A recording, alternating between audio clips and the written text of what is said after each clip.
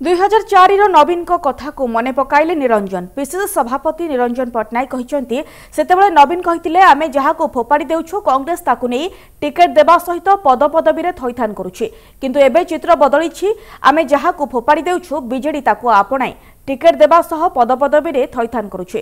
सेबरे निरंजन को एभली मंतव्य को ताश्चर्य करिछि बीजेडी दल। कहिछि निरंजन निज घर कथा बुझंतु।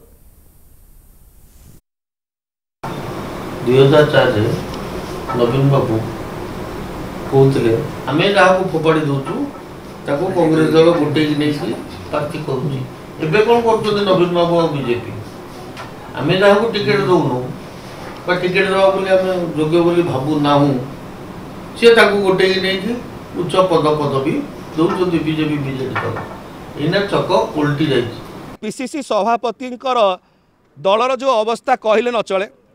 निजर सभानेत्री महिला मोर्चार जो छाड़िले कांग्रेस कौन कौन वक्तव्य देकी छाड़िले जदि सत्साहस थी निरंजन बाबूंकर ताले तार एटलिस्ट उत्तर देवा कथा। निजर दल टलमल अवस्था एक बुड़ुवा डंगा आंठुए पानी आसिक बेक उपर चढ़ला। निरंजन बाबू निज घर कथा बुझंतु। जना पड़ुछि आपण नेतृत्व नेला परे कांग्रेस जो रसा तलू को जाइथिला ध्वस्त हो 2019 निर्वाचन सरू सरू।